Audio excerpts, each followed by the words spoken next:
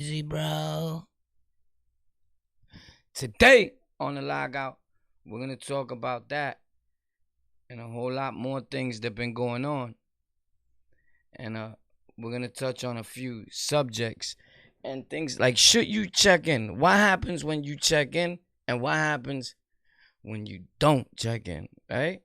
You already know what this is. Hold your own. Hold your own, baby. Best of both worlds. Rest in peace to Meg. 526 6th Ave. Shout out to the whole Brooklyn mob, sunset. Yo, so check this out, my guy.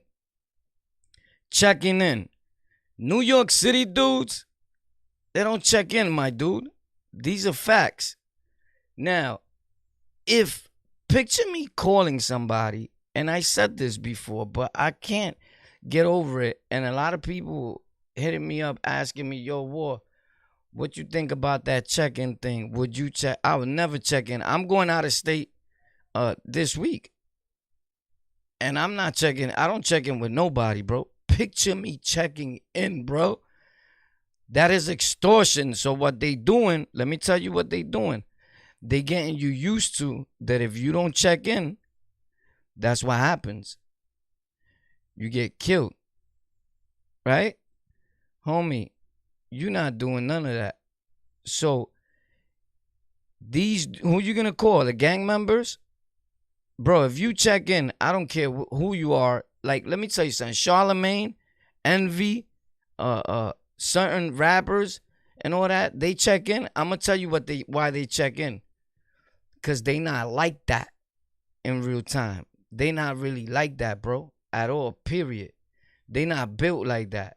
So they gonna check in. That's what not built like that dudes do. Facts. You're gonna call somebody to show you around because you're shook. Not that, yo, you're not in your neighborhood out of respect. So out of respect, you give a dude $20,000. Homie, if they didn't know where you was at before, now they know. And that same dude you checked in with will set you up. But let me tell you what's worse than not checking in and getting killed. And I'm not saying that you shouldn't or you should. That's completely up to you. I'm telling you how I look at you and how anybody that's been through anything in life that's in the streets is going to look at you. And if that's important to you, it may not be important to me. I'm telling you how it's perceived. You soft.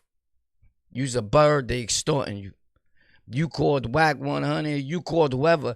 Dudes is checking in with dudes that are checking in. You checking in with a dude that's checking in. You checking in with a dude that's not even reporting to his gang. He don't even go to the meetings, to the games, to the powwows, nothing. Like, and for those that think they connected, that's an older dude or a younger dude that's extorting you, bro. Facts. So I heard even Envy or someone say on the Breakfast Club, and if I'm wrong, I apologize. If I'm not, everything applies. So he said, I check in and I give him a little something, you know, for showing me around, but he don't ask me or nothing. He don't need to ask you. That's mandatory. Or I'm slapping Thundercats out of you. So I'm going to tell you what's worse than me getting killed for not checking in. Me checking in and having to live with that for the rest of my life. Cowards die many times before they death. A king will only taste death once. Aren't we kings and queens in this world? Don't all our black and brown brothers and sisters say that? Or am I the only king around here? Picture me checking in, right? And to other people, I'm considered their ops. If they think I'm banging still, right? I was involved in what you call a gang for almost 30 years of my life. And I'll never in my life check in. I don't care where I'm at. And I'm smaller than you, but I bet you're going to feel when you encounter me like I'm bigger than you.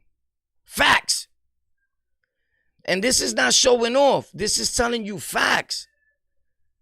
Everybody that's on YouTube or making videos is not just a straight nerd. Some of us ran into this by mistake and mastered it. The same way we mastered the streets. The same way we mastered anything else that we was involved in. But homie, what you're not doing is having a dude like me saying, yo, son checked in. You will never hear that. Because I'll never check in. To who I'm going to check in? To myself? I'm gang. I'm the gang that's there. Like, who I'm going to check in with? A Blood? A Crip? Who I'm checking in with? Who? New York City dudes. Don't check in. That don't apply to us. Facts. If you a real thorough New York City dude, you know that don't apply to you. You saying, you crazy. You got to kill me. But they doing that. They killing you. Respectfully. All these killings that you seeing in LA, all parts of the world, is the same gangs saying, yo, we're going to set our mark and enforce it. We're going to think big now. The whole operation. LA, Miami, Cuba. Huh? What movie is that from? You the man if you could get that. But that's what they saying.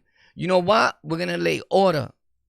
Where there's no order, there's nothing popping, right? So they lay order and let it be known. Like, look, you got to check in, bro. Or this is what happens to people that don't check in. So they securing the bag. And in doing so, you know, in the process of doing so, they willing to take a few lives with them, bro. Facts. That's just facts. They willing to take a few of our people with them in order to lay that law down that you must check in. Yo, listen. Yo, let me talk to the big dog, yo. Yeah, yo, homie. I need 5 people to hold me down. Yeah, I'm going over there with my kids and my mother and grandma just flew over from Guadalajara. I'm just fucking with you. My whole family's dead. I mean, you know, some of them are alive, but they still dead. But my grandmothers are definitely dead. Respectfully, I love you, Abuelita Estrella Nunez. The best grandmother in the world. She lived on 51st Street.